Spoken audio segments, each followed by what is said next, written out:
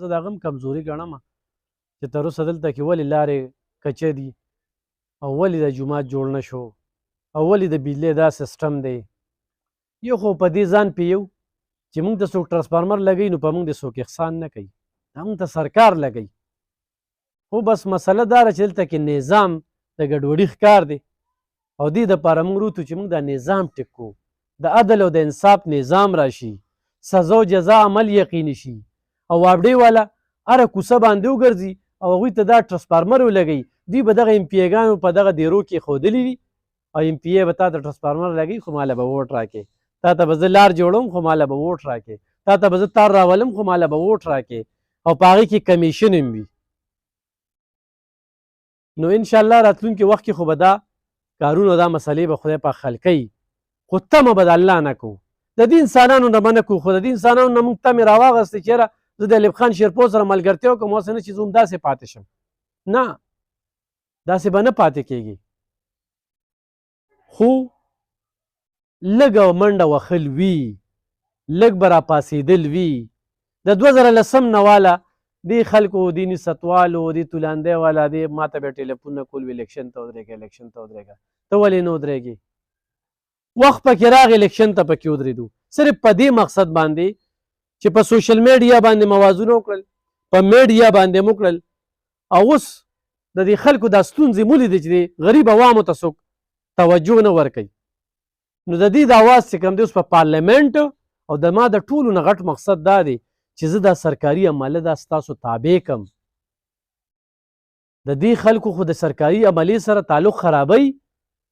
نو د دوی دندې داسې دي چې SHO سره هم تعلق نه خرابوي، د DCI سره هم تعلق نه خرابوي، د XCN او SDO سره هم تعلق نه خرابوي، ځکه چې د دوی یا خو د غلا کونډۍ چولې وي یا د غلا بجلۍ وي، د 3-4 راړه خو نه کنیکشن وي، نو په تاسو باندې هغوی خپل تعلقات جوړوي. نه مې الحمدلله د الله په کور کې ولاړم، نه مې د چا نه یره شته، نه را باندې چې احسان شته، نه دا تمه کومه چې د نن ورځې سوچ کومه په جیب کې مې 1 روپۍ هم نه وي خوشحاله یم 2 روپۍ رالي په دې جومات کې سره واده کوم او دا عهد کوم چې الحمدلله هغې ته مېړه نه ریښه کړې، صرف د نن ورځې سوچ مې کړی دی چې ماښام له بس کور ته ورسمه او خو ساږي او خو هر څه وي. نو د ستاسو په وجه د میدان ته روتیم، ما خو یو ډېره غټه فیصله کړې ده، ګینې په دې الیکشن کې به ما 8 لکه 10 لکه مزدوري کوله، خو ما د خلکو ستونزې ولیدې، ما یې راشه سوشل ورک کې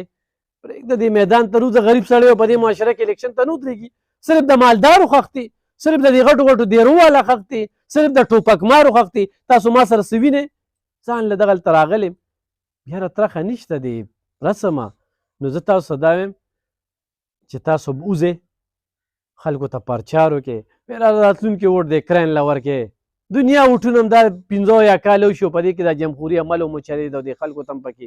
وټونه هم واچول، تپوس هم ونه کړه. نو د یو پیرې په دې کار مار نه چې دا به کېږي او دا به نه کېږي، نه،